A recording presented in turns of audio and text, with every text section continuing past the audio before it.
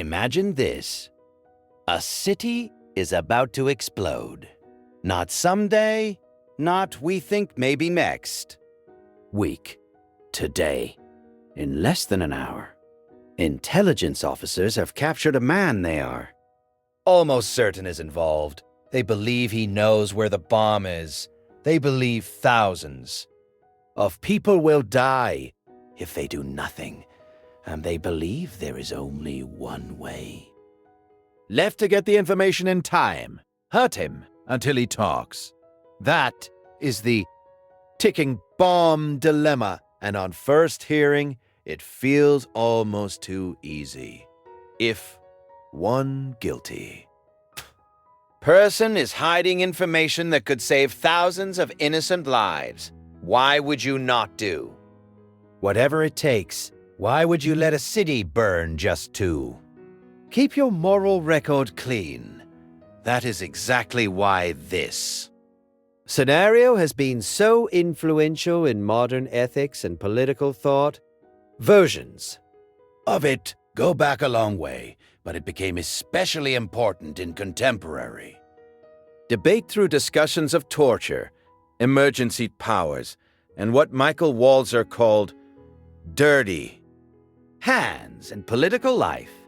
The Stanford Encyclopedia of Philosophy also treats the ticking bomb case as one of the central examples used in arguments about whether torture could ever be justified in an extreme emergency. So let's slow it down, because the ticking bomb dilemma is not really testing whether you care about innocent lives. Most people do. The real test is this: what are you willing to become when fear tells you there is no time left for principles? At first glance, the logic seems simple. One person suffers, thousands live. If you refuse to torture him and the bomb goes off, you will have protected a rule while real bodies hit the ground. So the temptation is to say, in normal times, torture is wrong. But in this one rare case, when the math is overwhelming and the clock is running, maybe the rule bends. That is the seduction of the scenario. It takes something most people find morally disgusting and wraps it in urgency, certainty, and guilt. It does not ask, do you like torture? It asks, would you really let children die just to keep your hands clean? That framing is a huge part of why the example is powerful. Walzer used emergency cases to explore whether leaders may sometimes do morally terrible things for the sake of others, while still remaining guilty for doing them. And if that were really the situation, you can feel the pressure. You know who the man is. You know he has the information. You know torture will work. You know the bomb is real. You know there is no other way. You know there is still enough time. Under those conditions, a lot of people say yes, not because they suddenly love cruelty, but because they think refusing would be worse. And now the problem begins, because almost every word in that setup is carrying more weight than it looks. You know he is guilty, do you? You know he has the information. Do you? You know torture will make him tell the truth. Do you? You know the information, if you get it, will be clear, accurate, and usable in time, do you? You know there is no other path left, do you? Critics of the ticking bomb case say the scenario feels persuasive only because it quietly gives you near-perfect certainty at every step. In real life, that certainty usually does not exist.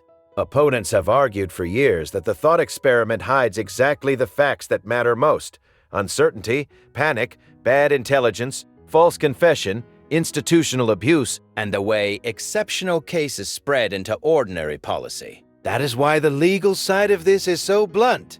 The UN Convention Against Torture says there are no exceptional circumstances whatsoever that can justify torture. Not war, not emergency, not public danger.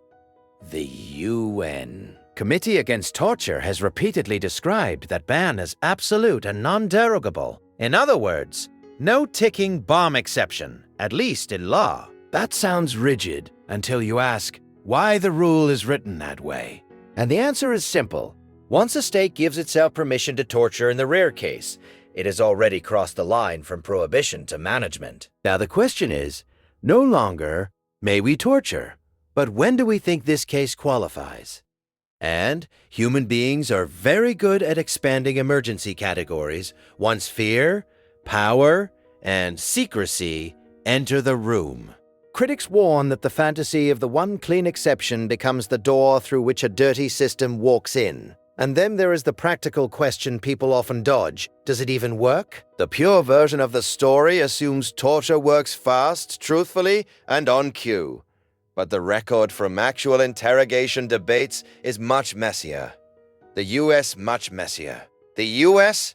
Senate Intelligence Committee's report on the CIA program concluded that the CIA's use of enhanced interrogation techniques was not an effective means of acquiring intelligence or gaining cooperation. And that claims about its effectiveness were inaccurate.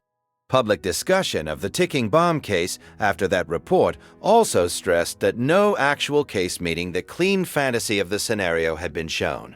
Even the ICRC has warned that torture is illegal and generally futile for battlefield intelligence. So now the dilemma changes shape. It is no longer just, would you torture one man to save thousands?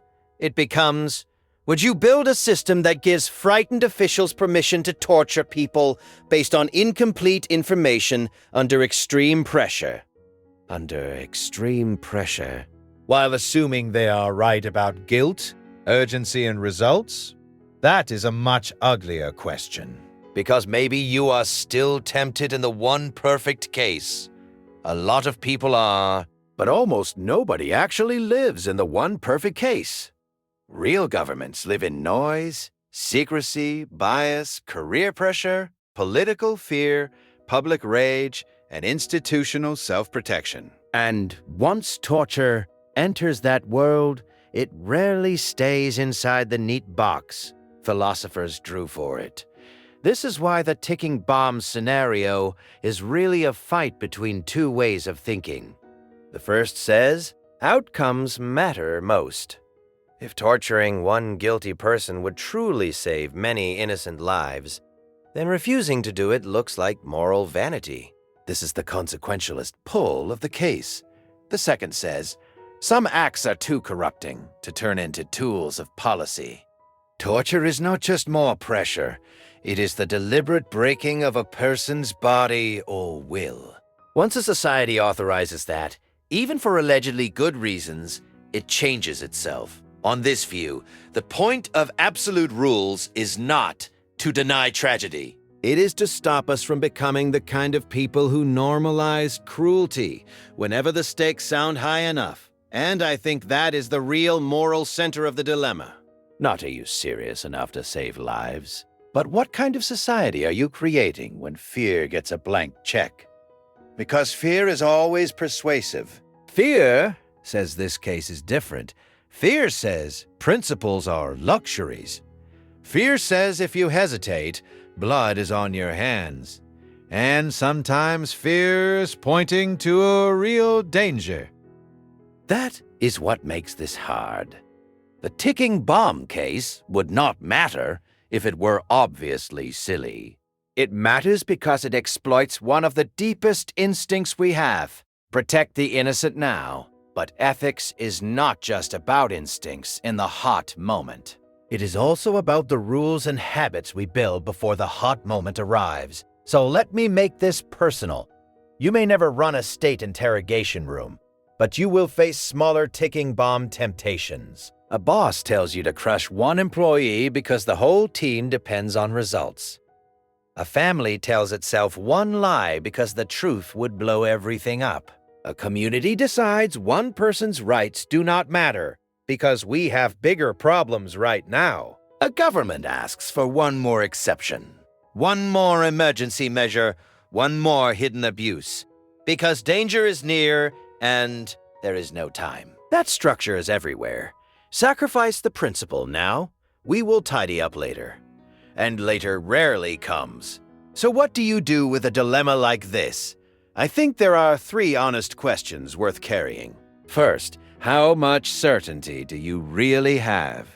The ticking bomb thought experiment feels easy because it hands you certainty like a prop. Real life almost never does. Before you justify something brutal, ask how much of your confidence is actual evidence, and how much is panic wearing a badge. Second, are you choosing a one-off tragedy or building a repeatable permission? This matters. People often debate the scenario as if it is one lonely official in one unique hour. But moral and legal rules do not stop there. Once an exception becomes thinkable, institutions begin designing around it. The real question is not only what one desperate person may do, it is what a whole system may now claim the right to do. Third, what does this do to the people doing it? Even if torture worked once, which is already contested, that would not end the moral question. What happens to interrogators? To agencies? To judges? To citizens taught that cruelty is acceptable when leaders sound frightened enough? The damage is not only to the victim, it is to the moral identity of the people and institutions that permit it. And this is where I land.